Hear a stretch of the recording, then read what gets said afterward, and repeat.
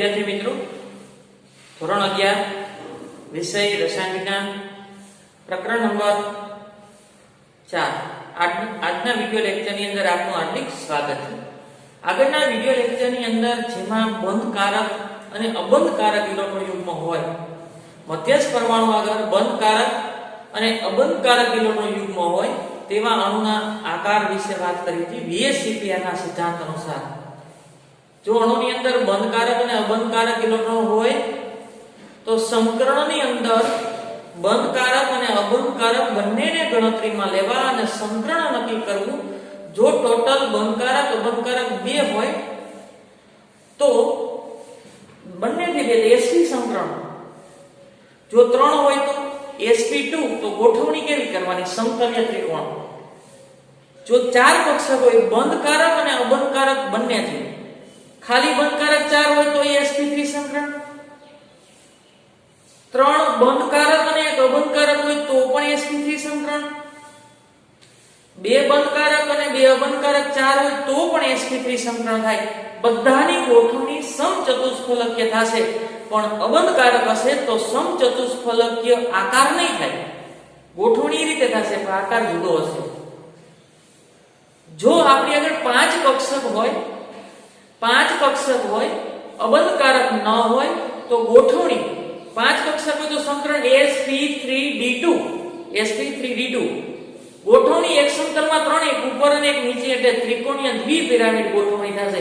જો અબંધકારક ન હોય તો આકાર પણ ત્રિકોણીય દ્વિપિરામિડ થાય। આગળ જો અણુની અંદર 5 કક્ષક છે એમાં એક બંધકારક હોય, એક બંધકારક તો પણ સંકરણ sp3d2 થશે, sp3d થશે। ગોઠવણી એક સમતલમાં 3 એક ઉપર અને નીચે ત્રિકોણીય દ્વિપિરામિડ ગોઠવણી થશે, પણ એક અબંધકારક ઇલેક્ટ્રોન હોય એને સમતલમાં રાખવું તો આકાર થશે સિંચવો, ચીચુડો, ઉચ્ચ નીચે। જો 2 અબંધકારક હોય, 2 અબંધકારક અને 3 બંધકારક તો પણ સંકરણ sp3d ગોઠવણી ત્રિકોણીય દ્વિપિરામિડ। આ 2 અબંધકારક હોય અને સમતલમાં રાખવા આકાર કેવો થશે T। જો 3 અબંધકારક હોય, 2 બંધકારક હોય તો પણ સંકરણ sp3d ગોઠવણી ત્રિકોણીય દ્વિપિરામિડ। પણ જો 3 અબંધકારક હોય તો ત્રણે સમતલમાં રાખવા અને આ 2 કક્ષક વૈદી બંધકારક ઉપર અને નીચે તો આકાર રેખીય થશે। 6 કક્ષક હોય તો સંકરણ sp3d2 ગોઠવણી અષ્ટફલકીય, અબંધકારક ન હોય તો આકાર પણ અષ્ટફલકીય। એક અબંધકારક હોય તેને સમતલની બહાર રાખવો એટલે આકાર થશે સમચોરસ પિરામિડ। જો 2 અબંધકારક હોય તો એક સમતલની ઉપર અને એક સમતલની નીચે તો એનો આકાર થશે સમતલ્ય સમચોરસ। આજે આપણે બંધની ધ્રુવીયતા વિશે વાત કરવાની છે। બંધની ધ્રુવીયતા, પોલારિટી ઓફ બોન્ડ, બંધની ધ્રુવીયતા। કોઈ પણ બંધ સંપૂર્ણ આયનીય કે સંપૂર્ણ સહસંયોજક હોતો નથી। એક સંપૂર્ણ આયનીય અને સંપૂર્ણ સહસંયોજક બંધ એ માત્ર આદર્શ પરિસ્થિતિ। આયનીય બંધ તમે ચેક કરો તો એમાં સહસંયોજક બંધનો પણ ફાળો જોવા મળે, અને સહસંયોજક બંધ ચેક કરો તો એમાં આયનીય બંધનો પણ કંઈક અંશે ફાળો જોવા મળે। હાઇડ્રોજન H2 છે, એમાં ઇલેક્ટ્રોનની ભાગીદારી, પહેલા મને કયો સહસંયોજક બંધ કોને કહેવાય? સંયોજકતા કોષમાં ઇલેક્ટ્રોનની ભાગીદારી થઈ અને ભાગીદારીથી બનતા બંધને શું કહેવાય? સહસંયોજક બંધ। અને આયનીય બંધની રચના ક્યારે થાય? પ્રબળ વિદ્યુત ધન અને પ્રબળ વિદ્યુત ઋણ જોડાય અને જે રચના થાય એને શું કહેવાય? આયનીય બંધ। તો વિદ્યુત ઋણતાનો બહુ મોટો તફાવત હોય તો હંમેશા આયનીય બંધની જ રચના થશે, અને વિદ્યુત ઋણતાનો ઓછો તફાવત હોય તો હંમેશા સહસંયોજક બંધની રચના થાય। પણ કોઈ પણ બંધ 100% સહસંયોજક ન હોય કે કોઈ પણ બંધ 100% આયનીય ન હોય। જો આયનીય બંધ હોય તો એમાં કંઈક અંશે સહસંયોજકનો ફાળો હોય, અને સહસંયોજક બંધ હોય તો કંઈક અંશે એમાં આયનીય બંધનો ફાળો જોવા મળે। તો એવું કે 100% આયનીય અથવા 100% સહસંયોજક બંધનું અસ્તિત્વ એ એક આદર્શ પરિસ્થિતિ છે। અમુક વખતે જ તમને કોઈ બંધ એ 100% આયનીય અથવા 100% સહસંયોજક એટલે ઇલેક્ટ્રોનની ભાગીદારીથી થતો બનતો જોવા મળશે। વાસ્તવમાં કોઈ પણ બંધ અથવા સહસંયોજક સંપૂર્ણપણે સહસંયોજક અથવા આયનીય હોતો નથી.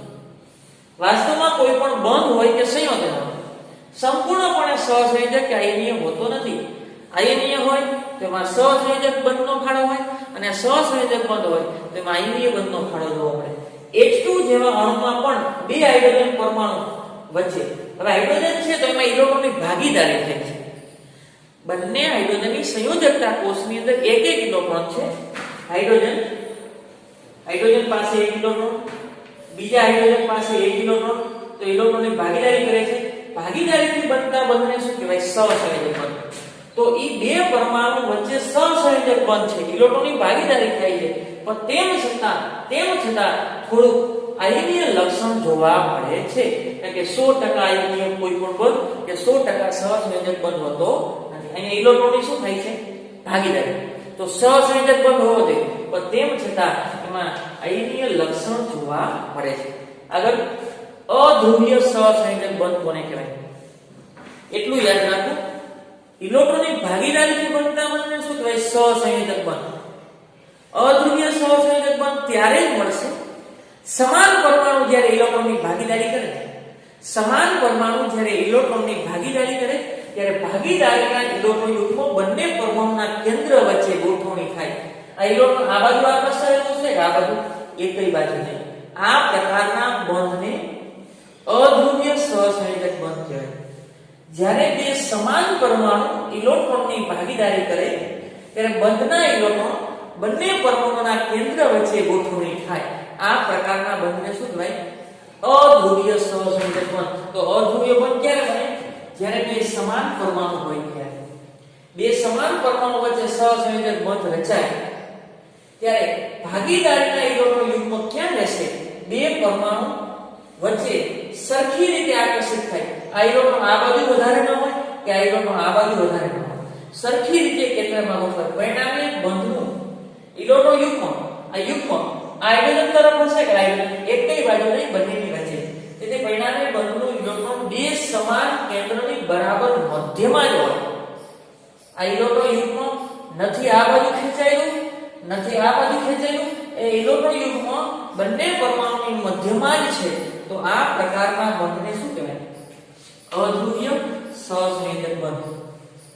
જ્યારે બે સમાન પરમાણુ, દાખલા તરીકે ક્લોરીન, એની બાહ્યતમ કક્ષાની અંદર 7 હોય, બીજો ક્લોરીન એની બાહ્યતમ કક્ષાની અંદર 7 ઇલેક્ટ્રોન હોય. કાલે મેં ઘણા વિદ્યાર્થીને ફોન કર્યા હતા, ત્યારે એને સંયોજકતા ઇલેક્ટ્રોનનો પણ ખ્યાલ નહોતો. તો વારંવાર રિવિઝન કરશો તો અને તો જ આવડશે. લખી કરો, બરોબર? ક્લોરીનની સંયોજકતા કોષની અંદર 7 ઇલેક્ટ્રોન હોય બાહ્યતમ કક્ષાની અંદર. ત્યાં બે સમાન પરમાણુ વચ્ચે આ ઇલેક્ટ્રોનની ભાગીદારી થઈ. ઇલેક્ટ્રોનની ભાગીદારીથી બનતા બંધને શું કહેવાય? સહસંયોજક બંધ.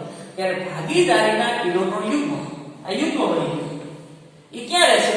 બંને પરમાણુના કેન્દ્રની મધ્યમાં, બંને પરમાણુના કેન્દ્રમાં ગોઠવણી થાય, ક્યાંય ખેંચાયેલું ન હોય. આ પ્રકારના બંધને શું કહેવાય? અધ્રુવીય સહસંયોજક બંધ. ઇલેક્ટ્રોન યુગ્મ બે પરમાણુ વચ્ચે સરખી રીતે આકર્ષિત થાય. આ યુગ્મ છે ન આ બાજુ ખેંચાયેલું હોય કે ન આ બાજુ. પરિણામે બંધનું ઇલેક્ટ્રોન યુગ્મ ક્યાં રહેશે? બે સમાન કેન્દ્રોની બરાબર મધ્યમાં જ રહેશે. ધારો કે નાઇટ્રોજન હોય, નાઇટ્રોજનની બાહ્યતમ કક્ષામાં 5 હોય, 1 2 3 4 5. તો નાઇટ્રોજનને 3 ની જરૂર છે. તો 1 2 3 4 અને 5. આ ઇલેક્ટ્રોન યુગ્મ આ નાઇટ્રોજન તરફ રહેશે કે આ નાઇટ્રોજન એકઈ બાજુ નહીં, બંને પરમાણુના મધ્યમાં ગોઠવણી થશે અને બે સમાન પરમાણુ છે. તો એ અધ્રુવીય સહસંયોજક બંધ છે. આગળ ફ્લોરીનની વાત કરીએ. ફ્લોરીન એની બાહ્યતમ કક્ષાની અંદર 7, એની એકની જરૂર છે. એની આની બાહ્યતમ કક્ષાની અંદર 7 ઇલેક્ટ્રોનની ભાગીદારીથી બનતા બંધને શું કહે? સહસંયોજક બંધ. આ ઇલેક્ટ્રોન યુગ્મ બંને પરમાણુના કેન્દ્રની મધ્યમાં રહેશે. તો આ અધ્રુવીય સહસંયોજક બંધ છે. ઓક્સિજનની વાત કરીએ તો ઓક્સિજનની બાહ્યતમ કક્ષા કેટલા હોય? 6. 1 2 3 4 5 અને 6. તેને બે ની જરૂર છે. બીજો ઓક્સિજન 1 2 3 4 5 અને 6. ઇલેક્ટ્રોનની ભાગીદારીથી બનતા બંધને શું કહેવાય? સહસંયોજક બંધ. આ ઇલેક્ટ્રોન યુગ્મ ન આ બાજુ ખેંચાય કે ન આ બાજુ ખેંચાય, બંને પરમાણુની મધ્યમાં રહે. ટૂંકમાં બે સમાન પરમાણુ જ્યારે ઇલેક્ટ્રોનની ભાગીદારીથી બંધ રહે છે ત્યારે આ પ્રકારના બંધને શું કહેવાય? અધ્રુવીય સહસંયોજક બંધ. અધ્રુવીય સહસંયોજક બંધની રચના ત્યારે થાય બે સમાન પરમાણુ હોય ત્યારે. ધ્રુવીય સહસંયોજક બંધ ત્યારે રચાય બે જુદા જુદા પરમાણુ હોય તો. વિષમ કેન્દ્રીય અણુ એટલે કે બંને પરમાણુ જુદા હોય ત્યારે ભાગીદારીનું ઇલેક્ટ્રોન યુગ્મ વધુ પરમાણુ તરફ વધુ વિદ્યુત ઋણતા ધરાવતા પરમાણુ તરફ ખેંચાય ત્યારે રચાતા બંધને ધ્રુવીય સહસંયોજક બંધ કહેવાય. ધ્રુવીય સહસંયોજક બંધ ક્યારે રચાય? જ્યારે વિષમ કેન્દ્રીય અણુ હોય એટલે કે પરમાણુ જુદા જુદા હોય ત્યારે અહીંયા ભાગીદારીનું ઇલેક્ટ્રોન બંને પરમાણુના કેન્દ્રની વચ્ચે ગોઠવાય. અહીં ભાગીદારીનું ઇલેક્ટ્રોન યુગ્મ ક્યાં ખેંચાશે? વધુ વિદ્યુત ઋણ પરમાણુ તરફ ખેંચાય. આ પ્રકારના બંધને શું કહેવાય? ધ્રુવીય સહસંયોજક બંધ. વિષમ કેન્દ્રીય અણુના બંને પરમાણુ વચ્ચે ભાગીદારીનું ઇલેક્ટ્રોન યુગ્મ વધુ વિદ્યુત ઋણતા ધરાવતા પરમાણુ એક તરફ ખેંચાય. પરિણામે રચાતા બંધને ધ્રુવીય સહસંયોજક બંધ કહેવાય. હાઇડ્રોજન ફ્લોરિનની બાહ્યતમ કક્ષાની અંદર 7 ઇલેક્ટ્રોન છે. આ ઇલેક્ટ્રોનની ભાગીદારીથી બનતા બંધને શું કહેવાય? સહસંયોજક બંધ. આ ઇલેક્ટ્રોન યુગ્મ અહીંયા ઇલેક્ટ્રોન યુગ્મ બંને પરમાણુની વચ્ચે છે એટલે સહસંયોજક બંધ કહેવાય. પણ બંને પરમાણુ સરખા છે એટલે ધ્રુવીય સહસંયોજક બંધ. અહીં ઇલેક્ટ્રોનની ભાગીદારી થઈ છે એટલે સહસંયોજક બંધ છે. પણ આના કરતા આની વિદ્યુત ઋણતા વધારે છે. વિદ્યુત ઋણતા કોને કહેવાય? સહિયારા ઇલેક્ટ્રોનને પોતાની તરફ આકર્ષવાની વૃત્તિ. આ ઇલેક્ટ્રોન તો પોતાનો છે પણ આ ઇલેક્ટ્રોન હાઇડ્રોજનનો હોવા છતાં ફ્લોરિનની વિદ્યુત ઋણતા વધારે છે એટલે ઇલેક્ટ્રોન યુગ્મને પોતાની તરફ ખેંચે. તો અહીંયા આંશિક ડેલ્ટા માઈનસ થશે અને અહીંયા કે આંશિક ડેલ્ટા પ્લસ ચાર્જ થશે. ઇલેક્ટ્રોન યુગ્મ ખેંચાય છે, ધ્યાન રાખજો. ઇલેક્ટ્રોન યુગ્મ અહીંયા ખેંચાય છે એટલે અહીંયા આંશિક એટલે થોડો ઋણ વીજભારની ઘનતા વધે છે એટલે ફ્લોરિન ઉપર ડેલ્ટા નેગેટિવ ચાર્જ, અહીંયા ઋણ વીજભારની ઘનતા ઘટશે તો ધન ભારની ઘનતા વધે તો ડેલ્ટા પોઝિટિવ ચાર્જ. આવા બંધને શું કહેવાય? ધ્રુવીય સહસંયોજક બંધ. HF HCl આ ક્લોરીનનો ઇલેક્ટ્રોન છે અને હાઇડ્રોજનનો ઇલેક્ટ્રોન છે. સહિયારું ઇલેક્ટ્રોન ક્લોરીન તરફ ખેંચાશે કારણ કે ક્લોરીનની વિદ્યુત ઋણતા વધારે છે. ઇલેક્ટ્રોન યુગ્મ આ તરફ ખેંચાણું તો અહીંયા ઇલેક્ટ્રોન નથી વધી જતા, ખાલી ખેંચાય છે. જો બંધ તૂટી જાય તો આવું થાય. આને ગુમાવ્યો તો પ્લસ અને મેળવ્યો તો માઈનસ. જો બંધ તૂટી જાય તો આ પ્લસ, ગુમાવ્યો તો પ્લસ અને મેળવ્યો તો માઈનસ. પણ અહીંયા તો ખાલી ખેંચાયેલું છે એટલે થોડીક ઇલેક્ટ્રોન ઘનતા વધે એટલે આંશિક ઋણ અને આંશિક ધન. આવા બંધને શું કહેવાય? ધ્રુવીય સહસંયોજક બંધ. અહીંયા બંધનું ઇલેક્ટ્રોન આ બાજુ ખેંચાયેલું છે. જે બાજુ ખેંચાયેલું હોય, કઈ બાજુ ખેંચાયેલું હોય? જેની વિદ્યુત ઋણતા વધુ હોય ત્યાં ઇલેક્ટ્રોન ખેંચાય એના ઉપર આંશિક ઋણ વીજભાર અને જેની વિદ્યુત ઋણતા ઓછી હોય એના ઉપર આંશિક ધન વીજભાર. આ પ્રકારના બંધને શું કહેવાય? ધ્રુવીય સહસંયોજક બંધ. બીજું લો HBr. આમાં બંધનું ઇલેક્ટ્રોન ક્યાં ખેંચાયેલું હોય? હાઇડ્રોજન કરતા Br ની વિદ્યુત ઋણતા વધારે છે તો બંધનું ઇલેક્ટ્રોન બ્રોમિન તરફ ખેંચાય. Br ડેલ્ટા નેગેટિવ અને ડેલ્ટા પોઝિટિવ. આ પ્રકારના બંધને શું કહેવાય? ધ્રુવીય સહસંયોજક બંધ. આગળનો ટોપિક છે દ્વિધ્રુવીય ચાર્જ માત્રા. જો અણુ ધ્રુવીય હોય તો એ ધ્રુવીયતાને કારણે એ દ્વિધ્રુવીય ચાર્જ માત્રા ઉત્પન્ન કરે. ધ્રુવીય બંધ છે એ ધ્રુવીભવનને કારણે. ધ્રુવીભવન એટલે શું? ધ્રુવીભવન એટલે કે એક સરખું ઇલેક્ટ્રોન વાદળ હોય તો એમાં ફેરફાર થવો. દાખલા તરીકે આ હાઇડ્રોજન છે, આ ઇલેક્ટ્રોન છે હાઇડ્રોજનનો, આ ફ્લોરિન છે તો એના ઇલેક્ટ્રોન યુગ્મ અહીંયા ઇલેક્ટ્રોન મળવાની સંભાવના એક સરખી હોય તો ફ્લોરિનની વિદ્યુત ઋણતા વધારે છે તો ઇલેક્ટ્રોન વાદળ આખે આખું હાઇડ્રોજનનું ઇલેક્ટ્રોન વાદળ એ શું કરે છે? ફ્લોરિન ખેંચે છે. આને ધ્રુવીભવન કહેવાય. આ હાઇડ્રોજનનું એક સરખું ઇલેક્ટ્રોન વાદળ તો ફ્લોરિનની વિદ્યુત ઋણતા વધારે છે તો એના ઇલેક્ટ્રોન વાદળને ઇલેક્ટ્રોન વાદળ એટલે ઇલેક્ટ્રોન મળવાની સંભાવના આ બાજુ હતું એને ખેંચ્યું તો એમાં વિકૃતિ સર્જાણી. એક સરખા ઇલેક્ટ્રોન વાદળમાં વિકૃતિ, એને કહેવાય ધ્રુવીભવન. ધ્રુવીય બંધ છે. ધ્રુવીભવનના કારણે બંધ અથવા અણુ એ દ્વિધ્રુવીય ચાર્જ માત્રા ધારણ કરે છે જે નીચે પ્રમાણે લખી શકાય. દ્વિધ્રુવીય ચાર્જ માત્રાને mu ગાણિતિક રીતે mu બરાબર q r તરીકે દર્શાવી શકાય. q શું બતાવે છે? પરમાણુ પરનો વીજભાર. પરમાણુ પરનો વીજભાર. અહીં ડેલ્ટા નેગેટિવ ચાર્જ હોય, ડેલ્ટા પોઝિટિવ તો પરમાણુ પરનો વીજભાર. અને r બે કેન્દ્ર વચ્ચેનું અંતર, હાઇડ્રોજનનું કેન્દ્ર અને ફ્લોરિનના કેન્દ્ર વચ્ચેનું અંતર. બે પરમાણુ પરનો વીજભાર ઇન્ટુ બે કેન્દ્ર વચ્ચેનું અંતર. આ વીજભાર છે એ તમારે કુલમ્બ એકમમાં લેવાનો છે અને બે કેન્દ્ર વચ્ચેનું અંતર મીટરમાં લેવાનું છે. અને ન્યુ છે એ દ્વિધ્રુવ ચાર્જ માત્રા છે. દ્વિધ્રુવ ચાર્જ માત્રા કોને કહેવાય? બંધ ધ્રુવીય હોય ત્યારે ધ્રુવીભવનને કારણે દ્વિધ્રુવ ચાર્જ માત્રા ઉત્પન્ન થાય. ધ્રુવીભવન એટલે સહિયારું ઇલેક્ટ્રોન. અહીંયા પેલા હાઇડ્રોજન પાસે એક સરખું ઇલેક્ટ્રોન વાદળ હતું, પણ ફ્લોરિન એના ઇલેક્ટ્રોનને આકર્ષે છે, તો એક સરખા ઇલેક્ટ્રોન વાદળમાં વિકૃતિ સર્જાણી, આને કહેવાય ધ્રુવીભવન. ધ્રુવીભવનને કારણે અણુની અંદર શું દાખલ થાય છે? દ્વિધ્રુવીય ચાર્જ માત્રા. એ કઈ રીતે મેળવી શકાય? Q એટલે કે પરમાણુ પરમાણુ જે વીજભાર થતો હોય તે, અને R બંને કેન્દ્ર વચ્ચેનું અંતર. વીજભાર કુલમ્બ એકમમાં લેવાય છે અને અંતર છે એ મીટરમાં લેવાનું છે. દ્વિધ્રુવીય ચાર્જ માત્રાનો એકમ D/5. 1 D/ એટલે 3.33 56 4 × 10 - 30 cm. C એટલે કુલમ્બ અને m એટલે મીટર. Coulomb * metre. આગળ આ દ્વિધ્રુવીય ચાર્જ માત્રાને મારે દર્શાવવી છે, તો બંધની ધ્રુવીયતા દર્શાવવાની પદ્ધતિ. બંધની ધ્રુવીયતા આપણે ડેલ્ટા પોઝિટિવ ડેલ્ટા નેગેટિવ તરીકે પણ દર્શાવી શકાય અને ક્રોસ તીર દ્વારા પણ દર્શાવી શકાય. દ્વિધ્રુવીય ચાર્જ માત્રા સદિશ રાશિ છે એટલે યોગ્ય દિશાની અંદર ઇલેક્ટ્રોન આકર્ષણની ક્ષમતા હોય. તો જેને ક્રોસ કરેલા તીર, ક્રોસ આ તીર છે અને ઊભો લીટો મારતો તો ક્રોસ કરેલો તીર કહેવાય. આ તીર છે એ છેડે ઊભો લીટો મારતો તો આ ક્રોસ ભાગ થયો અને આ તીર. દ્વિધ્રુવીય ચાર્જ માત્રા સદિશ રાશિ છે જેને ક્રોસ કરેલા તીર વડે દર્શાવી શકાય. ક્રોસ કરેલા તીર હાલ આમાં દર્શાવી શકાય. એમાં ક્રોસ ભાગ છે ને એ ઓછો વિદ્યુતઋણ હોય ને એ તરફ દર્શાવવો. ઓછો ભાગ છે ઓછો વિદ્યુતઋણ. પેલા હું આને આ રીતે લખું તો આ ડેલ્ટા નેગેટિવ ચાર્જ અને ડેલ્ટા પોઝિટિવ, કારણ કે સહિયારું ઇલેક્ટ્રોન ફ્લોરિન તરફ ખેંચાયેલું છે, કારણ કે ફ્લોરિનની વિદ્યુતઋણતા વધારે છે એટલે fluorine delta negative, hydrogen delta positive. પણ મારે ક્રોસ તીર તરીકે દર્શાવવું તો આ રીતે દર્શાવી શકાય. H અને ક્રોસ તીર. તીર ક્યાં દર્શાવવું? જેની વિદ્યુતઋણતા વધારે છે એ તરફ તીર. બરોબર? તીર એટલે જેની વિદ્યુતઋણતા વધારે છે અને ક્રોસ એટલે ધન છેડો જેની વિદ્યુતઋણતા ઓછી છે. આ રીતે આ શું બતાવે છે? તીર ભાગ એટલે કે ફ્લોરિનની વિદ્યુતઋણતા વધારે છે અને ક્રોસ ભાગ એટલે કે હાઇડ્રોજનની વિદ્યુતઋણતા ઓછી છે, અને જેની વિદ્યુતઋણતા ઓછી હોય એ ધન છેડો કહેવાય અને જેની વિદ્યુતઋણતા વધારે છે એ કયો છેડો કહેવાય? ઋણ છેડો. તો ક્રોસ તીર દ્વારા દર્શાવવામાં આવે છે લુઈસ રચનાની અંદર. એમાં ક્રોસ એટલે ચોકડી ભાગ ક્યાં? ધન છેડા પર. આ ધન છેડા પર ચોકડી ભાગ લીધો અને તીર શીર્ષ એટલે કે તીરનું માથું એ ઋણ છેડા ઉપર હોય. ઋણ છેડો એટલે ફ્લોરિન, તો તીરનું માથું ક્યાં હશે? ફ્લોરિન તરફ. આમાં મારે દર્શાવવું તો HCl. પેલા તો ચેક કરો કોની વિદ્યુતઋણતા વધારે છે?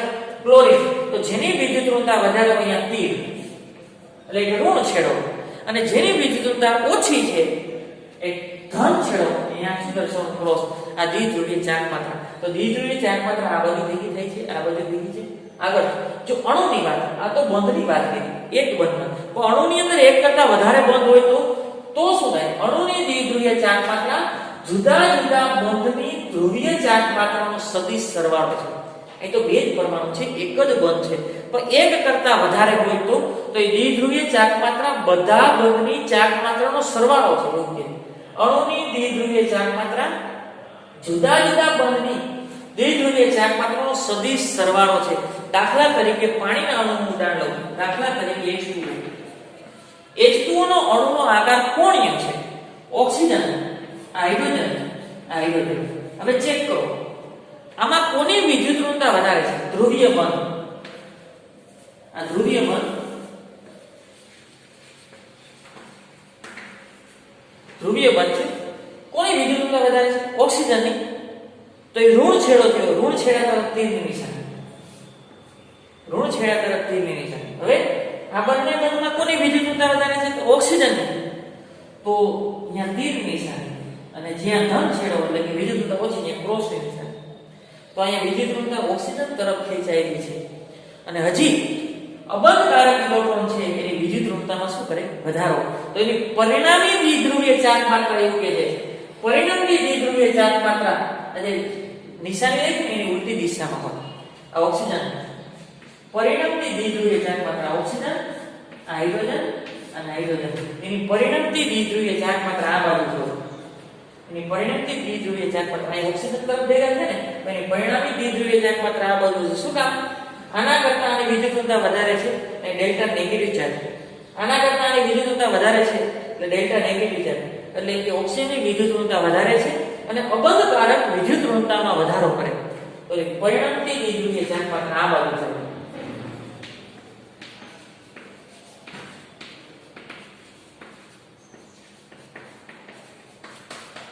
પરિણમતી દ્વિધ્રુવીય ચાર્જ માત્ર આ રીતે થશે.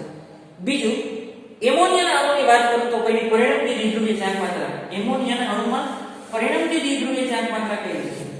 આ નાઇટ્રોજન, આ નાઇટ્રોજન, આ હાઇડ્રોજન, હાઇડ્રોજન અને હાઇડ્રોજન. આની પાસે હજી અબંધકારક ઇલેક્ટ્રોન છે. અણુનો આકાર 1 2 3 અને 4. બંધકારક 3 કક્ષક અને અબંધકારક 1 કક્ષક. એટલે સંકરણ sp3 થાય એટલે ગોઠવણીને સમચતુષ્ફલકીય કહી. આ જોડશો એટલે સમજ. પણ આકાર કેવો થાય? ત્રિકોણીય પિરામિડલ. આકાર કેવો થશે? ત્રિકોણીય પિરામિડલ. હાઇડ્રોજન અને નાઇટ્રોજનમાં કોની વિદ્યુતતા વધારે? નાઇટ્રોજન. તો દ્વિધ્રુવીય ચાર્જ માત્ર ક્રોસ તીર દ્વારા દર્શાવો. તીર એટલે જેની વિદ્યુતતા વધારે છે, ક્રોસ એટલે જેની વિદ્યુતતા ઓછી છે. આખે આખા અણુની દ્વિધ્રુવીય ચાર્જ માત્રા એ દરેક બંધની ચાર્જ માત્રાનો સરવાળો છે. આખા અણુની દ્વિધ્રુવીય ચાર્જ માત્રા જુદા જુદા બંધની દ્વિધ્રુવીય ચાર્જ માત્રાનો શું છે? સરવાળો. તો અહીંયા બંધનો ઇલેક્ટ્રોન ક્યાં ખેંચાયેલો છે? ન્યાય નાઇટ્રોજન તરફ. અહીંયા પણ બંધનો ઇલેક્ટ્રોન નાઇટ્રોજન તરફ અને અબંધકારક ઇલેક્ટ્રોન છે જે વિદ્યુતઋણતામાં શું કરશે? વધારો. તો અહીંયા આ તરફ ઉપરની તરફ વિદ્યુતઋણતા શું થાય છે? ભેગી થાય છે. એટલે આનો પરિણામી સરવાળો 1 2 3 અને 4 અહીં બધાનો સરવાળો, અહીં 1 અને 2 અને અબંધકારક બધાનો સરવાળો જો 0 થતો હોય, જો બધાનો સરવાળો દ્વિધ્રુવીય ચાર્જ માત્રા બધા જ બંધનો સરવાળો 0 થતો હોય તો અણુ બંધ ધ્રુવીય હોવા છતાં આખે આખો અણુ અધ્રુવીય થઈ જશે. બંધ ધ્રુવીય હોવા છતાં દ્વિધ્રુવીય ચાર્જ માત્રાનો સરવાળો જો 0 થાય તો અણુ આખે આખો કેવો થઈ જશે? અધ્રુવીય. પણ μ0 ન થાય, બધાનો સરવાળો 0 ન થાય તો બંધ ધ્રુવીય અને અણુ પણ ધ્રુવીય. અહીંયા 0 થશે નહીં કારણ કે ઓક્સિજનની વિદ્યુતઋણતા વધારે છે અને અબંધકારક વિદ્યુતઋણતામાં વધારો કરે એટલે એક બાજુ વિદ્યુતઋણતા ભેગી થાય છે એટલે એનો μ કોઈ દિવસ 0 ન થાય. μ0 ન થાય અને અણુ ધ્રુવીય થાય. પાણીનો અણુ કેવો થશે? ધ્રુવીય. અહીંયા બંધની ધ્રુવીયતા નાઇટ્રોજન તરફ ખેંચાયેલી છે અને અબંધકારક જે વિદ્યુતઋણતામાં વધારો કરશે એટલે પરિણામી સરવાળો μ કોઈ દિવસ 0 થશે નહીં કારણ કે નાઇટ્રોજન તરફ વિદ્યુતઋણતા ભેગી થઈ એટલે સરવાળો 0 થશે નહીં. એટલે એમોનિયાનો અણુ પણ કેવો થશે? ધ્રુવીય. બંધ ધ્રુવીય છે અને અણુ પણ ધ્રુવીય છે. અહીંયા પાણીના અણુમાં બંધ ધ્રુવીય છે અને અણુ પણ ધ્રુવીય છે. કોઈ પણ બંધ સંપૂર્ણ આયનીય કે કોઈ પણ બંધ સંપૂર્ણ સહસંયોજક હોતા નથી. જો સહસંયોજક બંધ હોય તો એમાં આયનીય બંધનો ફાળો હોય અને આયનીય બંધ હોય તો એમાં સહસંયોજક બંધનો ફાળો હોય. તો આયનીય બંધમાં સહસંયોજક બંધના ફાળા માટે એક વૈજ્ઞાનિક છે ફજારની જાણકારી કે આયનીય બંધ હોય તો એમાં સહસંયોજક લાક્ષણિકતા શું કામ દાખલ થાય છે? આયનીય બંધ ક્યારે બને? પ્રબળ ધન અને પ્રબળ ઋણ, પ્રબળ ધન અને પ્રબળ ઋણ જોડાય તો આયનીય બંધની રચના થાય. દાખલા તરીકે NaCl. NaCl આયનીય છે. NaCl કેવો છે? આયનીય. કારણ કે આ પેલા સમૂહનો છે. આયનીય બંધ પેલા સમૂહનો છે તો પ્રબળ ધન, પ્રબળ વિદ્યુત ધન. આ 17 ના સમૂહનો છે તો પ્રબળ વિદ્યુત ઋણ, પ્રબળ ધન અને પ્રબળ ઋણ જોડાય તો તેનાથી બનતા બંધ એ આયનીય બંધ હોય અને સંયોજન હંમેશા આયનીય હોય. પણ એમાં આયનીય બંધમાં સહસંયોજક બંધનો ફાળો ક્યારે થાય? હવે જો આ એક પરમાણુ છે, આ બીજો પરમાણુ છે, બંનેના કદ સરખા છે. આનો ઇલેક્ટ્રોન, આ પરમાણુનો ઇલેક્ટ્રોન, આ બંને પરમાણુ વચ્ચે ઇલેક્ટ્રોનની ભાગીદારી થાય છે અને ભાગીદારીનો ઇલેક્ટ્રોન બંને પરમાણુની મધ્યમાં છે અને આ સહસંયોજક બંધની રચના થાય. કેવી રચના થાય? સહસંયોજક બંધ. હવે આ પરમાણુ પાસે ઇલેક્ટ્રોન છે અને આ પરમાણુ પાસે પણ ઇલેક્ટ્રોન છે પણ આ પરમાણુ આને ઇલેક્ટ્રોન દાન કરી દે છે આ પરમાણુ આને ઇલેક્ટ્રોનનું દાન કરી દે તો આ ધન વીજભારિત બને. આ કેવું બનશે? ધન વીજભારિત. એટલે એનું કદ ઘટે. એનું કદ શું થાય? ઘટે. અને આ ઇલેક્ટ્રોન મેળવે છે એટલે ઇલેક્ટ્રોન વાદળ વિસ્તૃત થઈ જાય એટલે એ ઋણ વીજભારિત બને. આ ધન ભારિત બને અને આ ઋણ વીજભારિત. આ ધન અને ઋણ જોડાય તો ક્યાં બંધની રચના થાય? આયનીય બંધની રચના થાય. પણ તેમાં સહસંયોજક બંધનો ફાળો હોય. તેની અંદર સહસંયોજક બંધનો ફાળો હોય. ક્યારે? પેલા તો મને કયો આયનીય બંધ ક્યારે બને? જો પ્રબળ ધન હોય તો ધનનું કદ ઘટે તો એમાં સહસંયોજક બંધનો ફાળો હોય. તો આ જો ધન આયનનું કદ નાનું હોય. સાંભળજો, આયનીય બંધ ક્યારે બને? પ્રબળ ધન અને પ્રબળ ઋણ હોય તો. પ્રબળ ધન એટલે ધન આયનનું કદ મોટું હોવું જોઈએ. ધન આયનનું કદ કેવું હોવું જોઈએ? મોટું. તો આયનીય બંધનો ફાળો હોય. તો કોનો ફાળો હોય? આયનીય બંધનો ફાળો હોય. ઋણ આયનનું કદ નાનું હોય તો એમાં આયનીય બંધનો ફાળો હોય. એનાથી ઉલટું, જો ધન આયનનું કદ નાનું હોય, ધન આયનનું કદ નાનું થયું. આયનીય બંધ બનવા માટે, ફરીવાર બોલું છું, આયનીય બંધ બનવા માટે ધન આયનનું કદ મોટું હોવું જોઈએ. તો એ પ્રબળ વિદ્યુત ધન થાય. સરળતાથી ઇલેક્ટ્રોન ગુમાવે કદ મોટું હોય તો એનાથી ઉલટું, જો ધન આયનનું કદ નાનું હોય તો આ ધન આયનનું કદ નાનું, આ ધન આયન આ કેવો થયો? ઋણ આયન. ઋણ આયનનું કદ મોટું થયું. ધન આયન કરતા ઋણ આયનનું કદ મોટું થયું. તેવા આયનીય બંધમાં વધુ સહસંયોજક લાક્ષણિકતા ધરાવે. શું નામ ખબર? પ્રબળ ધન અને પ્રબળ ઋણ જોડાય ને તો આયનીય બંધ હોય. પ્રબળ ધન અને સહેલાઈથી ઇલેક્ટ્રોન ગુમાવે. એ ક્યારે ગુમાવે? કદ મોટું હોય તો. ધન આયનનું કદ મોટું હોય તો. પણ એનાથી ઉલટું, ધન આયનનું કદ નાનું છે ને તો આ ઇલેક્ટ્રોનને પોતાની તરફ ખેંચી રાખે છે. આ ધન આયનનું કદ નાનું છે તો કદ નાનું હોય તો ઇલેક્ટ્રોન એના કેન્દ્રથી નજીક હોય તો ઇલેક્ટ્રોનને પોતાની તરફ ખેંચી રાખે છે.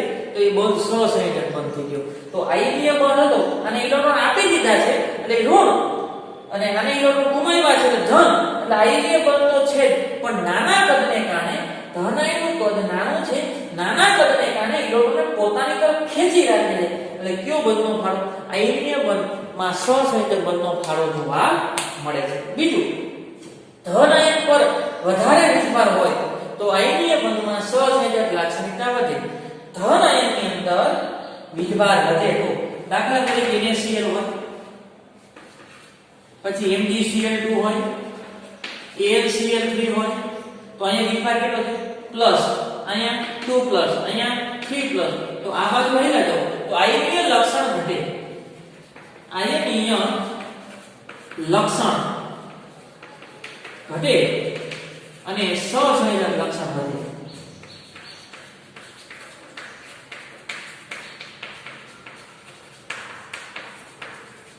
પેલા એ વિચારવાનું છે કે આયનીય લક્ષણ ક્યારે વધારે હોય? ધન આયનનું કદ મોટું હોય તો. પણ ધન આયનનું કદ તો નાનું થતું જાય છે. આ પેલા સમૂહનો છે, આ બીજા સમૂહનો છે, આ 13મા સમૂહનો છે. તો આવર્તમાં ડાબી બાજુથી જમણી બાજુ હાલો એટલે કદ ઘટે. તો ધન આયનનું કદ ઘટ્યું. શું થયું? ધન આયનનું કદ ઘટ્યું અને વીજભાર શું થાય છે? વધે છે. અહીં +1 વીજભાર છે, અહીં +2 છે, અહીં +3 છે. તો +1 હોય, +2 હોય, આ Na પ્લસ હોય, Mg2 પ્લસ હોય, Mg3 plus, sorry Al3 plus હોય. તો આની પાસે ઇલેક્ટ્રોનની સંખ્યા 10 છે, આની પાસે 10 છે, આની પાસે 10 છે. તો જેમ વીજભાર વધારે ને એમ કદ નાનું થઈ જાય છે. કારણ કે અહીંયા ઇલેક્ટ્રોન કરતા 3 પ્રોટોન વધારે છે, ઇલેક્ટ્રોન કરતા 2 પ્રોટોન વધારે છે, ઇલેક્ટ્રોન કરતા 1 પ્રોટોન વધારે છે. અહીં ધન વીજભાર, પ્રોટોન કેન્દ્રીય વીજભાર વધારે હોવાને કારણે આકર્ષણ વધારે, આનું કદ નાનું થઈ ગયું. અને કદ નાનું થાય તો એ સળિયા ઇલેક્ટ્રોનને પોતાની તરફ ખેંચી રાખે. પેલા આપી દીધા તો ઋણ અને પોતે ધન. પણ ધન આયનનું કદ જો નાનું થાય તો ઇલેક્ટ્રોનને પોતાની તરફ ખેંચી રાખે. તો એમાં સહસંયોજક લાક્ષણિકતા જોવા મળે. કેવી લાક્ષણિકતા જોવા મળે? સહસંયોજક લાક્ષણિકતા જોવા મળશે. ધ્યાન રાખજો, આ બધા આયનીય બંધ છે. પણ જેમ ધન વીજભાર વધતો જાય તેમ આયનીય લક્ષણ ઘટતું જાય અને સહસંયોજક લક્ષણ વધતું જાય. એવું કોણ કહે છે? ભજાન. બીજું, સમાન પદ અને વીજભાર ધરાવતા સંક્રાંતિ ધાતુના ધન આયન. સંક્રાંતિ ધાતુ દાખલા તરીકે સંક્રાંતિ ધાતુના ધન આયન એના કદ લગભગ સમાન છે. બધાના કદ લગભગ સમાન છે. ધારો કે હું Cu2 પ્લસ લઉં, Cu2 પ્લસ, જોજો ધ્યાન રાખજો, Cu2 પ્લસ છે તો એની ઇલેક્ટ્રોન રચના આવી છે આર્ગોન 3d9 4s1. 2 પ્લસ નો અર્થ સોરી 10 આ એની ઇલેક્ટ્રોન રચના છે 10. 2 પ્લસ નો 2 ગુમાવ્યા તો એક અહીંથી ગુમાવશે અને એક અહીંથી ગુમાવશે એટલે અહીંયા ઇલેક્ટ્રોનની સંખ્યા થશે 9. ઇલેક્ટ્રોનની સંખ્યા કેટલી થાય 9. બીજું ઉદાહરણ Zn લો, Zn2 પ્લસ તો એની ઇલેક્ટ્રોન રચના આર્ગોન 3d સાંભળો 3d10 4s2 પ્લસ નો અર્થ 2 ગુમાવ્યા પ્લસ નો અર્થ 2 ગુમાવ્યા તો જો એના જે ઇલેક્ટ્રોન રચના થઈ ગઈ n - 1 એટલે અહીંયા જેટલી ક્વોન્ટમ આવ્યો એના કરતા ઓછો. s ની અંદર 0 કારણ કે ધન આયન બનાવવાનો છે અને એનો ધન આયન બનાવે ને તો n બરાબર 3 માંથી નહીં પણ n બરાબર 4 માંથી મળવાનું. આ ધન આયન લઈને એ બંનેના કદ d વિભાગના લગભગ ધન આયનના કદ કેવા હોય સમાન હોય. હવે આલ્કલી ધાતુના આલ્કલાઇન આલ્કલીની વાત કરીએ તો એને પ્લસ એ ઇલેક્ટ્રોન ગુમાવ્યા પછી આગળ ઇલેક્ટ્રોન રચના થઈ જાય. પેલા સોડિયમ છે તો એની ઇલેક્ટ્રોન રચના 2 8 અને 1 છે. 2 8 અને 1 તો પ્લસ નો અર્થ એ ગુમાવ્યો તો ઊંડા વાયુ જેવી ઇલેક્ટ્રોન રચના થઈ ગઈ. જો ઊંડા વાયુ જેવી ઇલેક્ટ્રોન રચના થઈ ગઈ. અથવા આલ્કલાઇન અર્ધધાતુ બીજા સમૂહ બીજો Mg એની ઇલેક્ટ્રોન રચના શું થાય 2 8 અને 2 8 અને 2 2 પ્લસ નો અર્થ શું થાય 2 પ્લસ નો અર્થ 2 ઇલેક્ટ્રોન ગુમાવ્યા તો નિષ્ક્રિય વાયુ જેવી રચના પ્રાપ્ત થઈ. જોજો ફરીથી આ સંક્રાંતિ ધાતુ એટલે કે ડી વિભાગના ધાતુ જો એ સમાન કદ હોય એના બધાના સમાન કદ છે અને વિભાગ ધરાવતા ધન આયન આ ધન આયન બનાવી દે તેરી એની ઇલેક્ટ્રોન આવી જાય છે. ધન આયન બને ને એટલે s માં ઇલેક્ટ્રોન દૂર થાય કારણ કે n બરાબર 3 કરતા n બરાબર 4 કેન્દ્રથી દૂર હોય એટલે એના ઇલેક્ટ્રોન દૂર કરવા સહેલા બને જે અગાઉના લેક્ચરના અંદર આપણે શીખી ગયા. તો આ ઇલેક્ટ્રોન આ પ્રકારની થઈ ગઈ. જ્યારે આલ્કલી ધાતુ ઇલેક્ટ્રોન ગુમાવે ઊંડા વાયુ જેવી રચના પ્રાપ્ત કરે. આલ્કલાઇન અર્ધધાતુ પણ ઇલેક્ટ્રોન ગુમાવે ઊંડા વાયુ જેવી રચના પ્રાપ્ત કરે છે. ત્યારે એવું કહે છે ધાતુ ધન આયન જેની ઇલેક્ટ્રોન રચના ઊંડા વાયુ જેવી હોય છે તેના કરતા વધુ ધ્રુવીકરણ પામે છે. તો આના કરતા આનું ધ્રુવીકરણ વધુ થાય. આનું ધ્રુવીકરણ વધુ ધ્રુવીકરણ ઓછું. ધ્રુવીકરણ કોને કહેવાય આના કરતા આ વધારે ધ્રુવીકરણ પામે છે. ધ્રુવીકરણ એને કહેવાય ઋણ આયનના ઇલેક્ટ્રોન વાદળનું ધન આયન વડે થતી વિકૃતિ. ધ્રુવીકરણ ઋણ આયનના ઇલેક્ટ્રોન વાદળનું ધન આયન વડે થતી વિકૃતિ.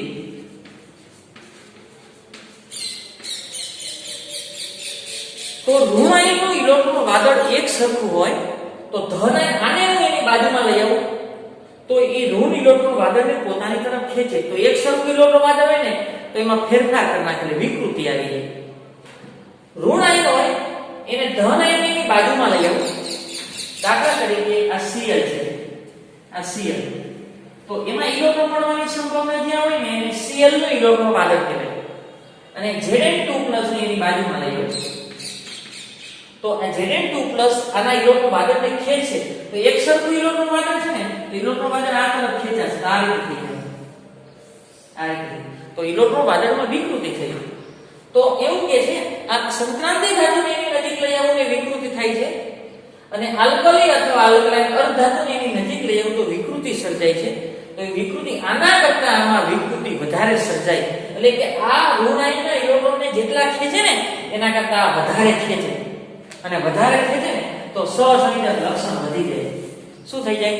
સહસંયોજક લક્ષણ વધી જાય. અને શું કામ વધારે ખેંચાય છે કોઈનો ખ્યાલ છે? આના કદ નાના હોય, અને નાના કદ હોય ને ધન આયનના કદ નાના હોય. કારણ કે પેલા S વિભાગ આવે, પછી કોણ આવે? D. તો D વિભાગના કદ નાના હોય, વધારે કદ નાના હોય તો એક સરખું ઇલેક્ટ્રોન વાદળ હોય ને એને પોતાની તરફ ખેંચે, એટલે એક સરખા ઇલેક્ટ્રોન વાદળમાં વિકૃતિ સર્જાય. એને શું કહેવાય? ધ્રુવીકરણ. તો સંક્રાંતિ ધાતુના કદ નાના હોય તો એ વધારે પોતાની તરફ ખેંચે. આલ્કલી અને આલ્કલાઇન એટલે કે બીજા સમૂહના કદ થોડાક મોટા હોય એટલે પોતાની તરફ ઓછા ખેંચશે. એટલે સહસંયોજક લાક્ષણિકતા આમાં ઓછી હોય, આમાં વધારે હોય. આમાં ધ્રુવીકરણ વધારે થાય. ધ્રુવીકરણ કોને કહેવાય? ઋણ આયનનું એક સરખું ઇલેક્ટ્રોન વાદળ હોય, એમાં ધન આયન એક બાજુમાં આવે ને તો એક સરખા ઇલેક્ટ્રોન વાદળને પોતાની તરફ ખેંચે, એટલે એક સરખું રહે નહીં, એટલે વિકૃતિ થઈ. એને શું કહેવાય? ધ્રુવીકરણ. તો આ વધારે ધ્રુવીકરણ કરી નાખે. શું કામ કરી નાખે? સ્વાભાવિક છે. પેલો જ મુદ્દો ધન આયનનું કદ નાનું. તો જે ધ્રુવીકરણ વધારે કરે ને, જે ધ્રુવીકરણ વધારે કરે એટલે કે ઋણ આયનના ઇલેક્ટ્રોન વાદળને પોતાની તરફ ખેંચી રાખે તો આયનીય લક્ષણ ઘટે. આયનીય લક્ષણ શું થાય? ઘટે. તો કયું લક્ષણ દાખલ થઈ જાય? સહસંયોજક લક્ષણ દાખલ થાય. તો ZnCl2 હોય અને NaCl હોય તો એમાં આયનીય લક્ષણ કેમાં વધારે થાય? આમાં ધ્રુવીકરણ વધારે થાય, કારણ કે કદ નાનું છે એટલે આયનીય લક્ષણ ઘટે તો સહસંયોજક લક્ષણ વધે. અને આમાં આયનીય લક્ષણ વધારે છે કારણ કે આનું ધ્રુવીકરણ ઓછું થાય, એટલે આ ઋણ આયનના ઇલેક્ટ્રોન વાદળને પોતાની તરફ ઓછા ખેંચશે. કારણ કે ઋણ ધન આયનનું આના કરતા આના ધન આયનનું કદ મોટું હોય. કદ મોટું હોય તો આયનીય લક્ષણ વધારે, અને કદ નાનું થઈ જાય તો આયનીય લક્ષણ વધુ સહસંયોજક લક્ષણમાં પરિણમે. આગળ આ ધન આયન છે, આ ધન આયન ઋણ વિજભાર. આ ધન આયન છે એ ઋણ વિજભારને પોતાની તરફ ખેંચે. ધન આયન પોતાની તરફ ઇલેક્ટ્રોન ભારને ખેંચીને ઇલેક્ટ્રોન ભારને પોતાની તરફ ખેંચી અને ઋણ વિજભારને ધ્રુવીભૂત કરે છે. એટલે આ ધન આયન છે કદ નાનું હોય તો ઋણ વિજભારને પોતાની તરફ ખેંચી અને ઋણ આયનને ધ્રુવીભૂત કરે. એટલે કે એના ઇલેક્ટ્રોન વાદળમાં એક સમાન વહેંચાયેલું હોય તેને ખેંચે એટલે વિકૃતિ સર્જાય. અને આથી બંને વચ્ચે ઇલેક્ટ્રોનનો ભાર વધે છે. જોજો સહસંયોજક બંધમાં શું થાય? બંને કેન્દ્ર વચ્ચે ઇલેક્ટ્રોન ભાર વધે છે. સહસંયોજક બંધમાં બંને કેન્દ્ર વચ્ચે ઇલેક્ટ્રોન ભાર વધે છે. અહીંયા બંને કેન્દ્ર વચ્ચે નહીં પરંતુ ધન અહીંયા ઇલેક્ટ્રોન મેળવી લે ઋણ અને આ ઇલેક્ટ્રોન ગુમાવે ધન. પણ થાય શું? જો ધન આયનનું કદ નાનું હોય તો ધન આયન વધારે ધ્રુવીકરણ વધુ થાય. એટલે કે ધન આયન પોતાની તરફ ભારને ખેંચે. આ ધન આયનનું કદ નાનું હોય ને તો આ ભારને પોતાની તરફ ખેંચે અને વચ્ચે રાખવા પ્રયત્ન કરે. અને છોકરાઓ વચ્ચે રાખે ને તો ક્યાં બંધનો ફાળો જોવા મળે? સહસંયોજક બંધનો ફાળો જોવા મળે. ધન આયન ઋણ આયનને ખેંચે તો ધન આયનનું કદ મોટું હોય ને તો ન ખેંચે, પણ નાનું કદ હોય, જો નાનું કદ હોય તો શું થાય? ઇલેક્ટ્રોનને ખેંચીને વચ્ચે રાખવા પ્રયત્ન કરે. તો ધન આયન પોતાની તરફ ઇલેક્ટ્રોન બહારને ખેંચીને ઋણ ભારને ધ્રુવીભૂત કરે છે. એટલે એક સરખું ઇલેક્ટ્રોન વાદળને ખેંચીને વિકૃત કરી નાખે, વચ્ચે રાખવા પ્રયત્ન કરે. અને વચ્ચે રાખે તો એ કયો બંધ થઈ જાય? તો એ સહસંયોજક બંધ થઈ જાય. આથી બંને વચ્ચે ઇલેક્ટ્રોનનો ભાર વધે. આ ખેંચે એટલે બે કેન્દ્ર વચ્ચે ઇલેક્ટ્રોન ભાર વધે. આવી લાક્ષણિકતા આ સહસંયોજક બંધમાં આ પ્રમાણે બને છે. એટલે સહસંયોજક બંધ ધારણ થયો. જો ધન આયનનું કદ નાનું હોય તો ઇલેક્ટ્રોન વાદળને પોતાની તરફ ખેંચી લે અને બંનેના કેન્દ્ર વચ્ચે રાખવા પ્રયત્ન કરે તો સહસંયોજક બંધ લાક્ષણિકતા જોવા મળી. તો આયનીય બંધમાં સહસંયોજક બંધનો ફાળો જોવા મળે. ધન આયનની ધ્રુવીભવન શક્તિ. ધન આયન કેટલો ધ્રુવને ખેંચે છે? ક્યારે વધારે ખેંચે? નાનું કદ હોય તો આયનીય લક્ષણ ઘટે. બીજું, ઋણ આયનની ધ્રુવીભવનીયતા એટલે કે ઋણ આયન કેટલો વિકૃત થાય છે તે કેટલો ખેંચાય છે. અને ધ્રુવીભવન માત્ર આપણે કેટલું વિકૃતિકરણ થયું. જો વધારે વિકૃતિકરણ થાય એટલે કે વધારે ખેંચાય તો એ બધાના સહિયારા પ્રયાસથી આયનીય બંધમાં સહસંયોજક બંધનું ટકાવાર પ્રમાણ નક્કી કરી શકાય. જેવા પરિબળ આયનીય બંધની સહસંયોજક લાક્ષણિકતાના ટકાવાર પ્રમાણ નક્કી કરે છે. આભાર.